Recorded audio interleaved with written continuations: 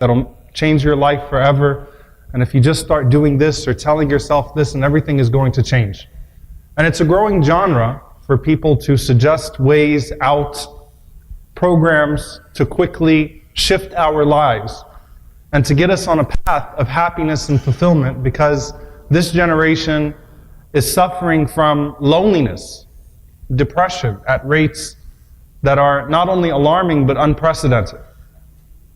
Suicide rates, isolation, all of these different things that are growing in our time, and a lot of people try to deal with that by going to Google and searching for something to quickly get them on the right path. And it's about, how do I make myself feel better? And then this notion of self-care.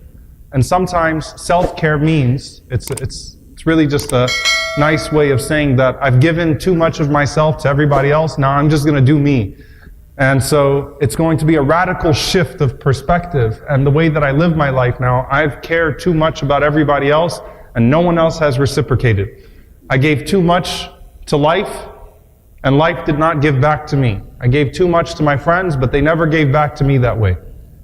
You know what? In my marriage, I've been the one that's been doing this, and that person has not, my spouse has not reciprocated, so forget about it. I'm just going to do this from now on, right? So self-care, when people start searching for self-care, usually it's to turn a page after burnout, and because they feel like they've given too much of themselves, and now they want to turn that page. And so I wanted to start this khutbah off with that, because this is a different type of self-care that we're going to talk about today, inshallah ta'ala. We're going to talk about it from the capacity of the sunnah, particularly in regards to emotional burnout, compassion fatigue, and being completely overwhelmed by everything that's happening around you to a point that you feel like you have nothing more to spend emotionally. Kashmir happens. And it's horrible. But I just got finished watching a report on Palestine the same day, Yemen the same day, and we have things happening in our border. Do I even have time to think about the kids that are coming up from Guatemala and El Salvador and Honduras that are getting put in cages and treated worse than animals just a few miles away from me? How do I even start to think about these people? I only have such a capacity when I'm thinking about the world's problems. How do I even direct that capacity? And at some point, do I just burn out? I'm no longer able to cry anymore. You know, seeing images desensitizes us. We see so many of them, but at the same time, ignoring them is not the solution.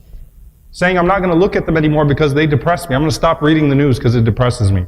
You know, that has a certain amount of privilege to it that the Prophet ﷺ did not afford to us. They just say, you know, I'm going to turn my back on it because I need to feel better. I don't feel good right now. I need to enjoy my life, and these images are not helping me enjoy my life, and so I need to turn my back on it. So the idea is, how do I build capacity like the Prophet ﷺ to where I could be exposed to so much and still have much to give to all of that, or something to give to all of that, without depleting myself to where I am ineffective as a constructive person in society, and also find myself in a place where I no longer can make any significant strides in my own individual journey to Allah subhanahu wa ta'ala, and in trying to find the best of the hereafter and the best of this life in pursuit of the hereafter as well. And so you start off with the Prophet sallallahu alaihi wasallam, and there is this incredible ability of the Prophet sallallahu alaihi wasallam when you look at him, and there are so many times that you read about the Prophet sallallahu alaihi wasallam and you could actually just come away saying, well, he's a prophet.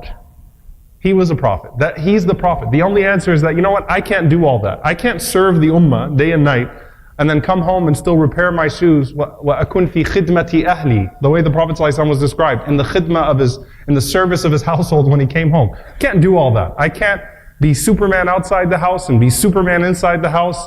I can't give this to this person and that to that person. He's just the Prophet ﷺ. How amazing. Therefore, there's no need for me to even strive, because that's just him. He's just Rasulullah sallallahu alaihi wasallam.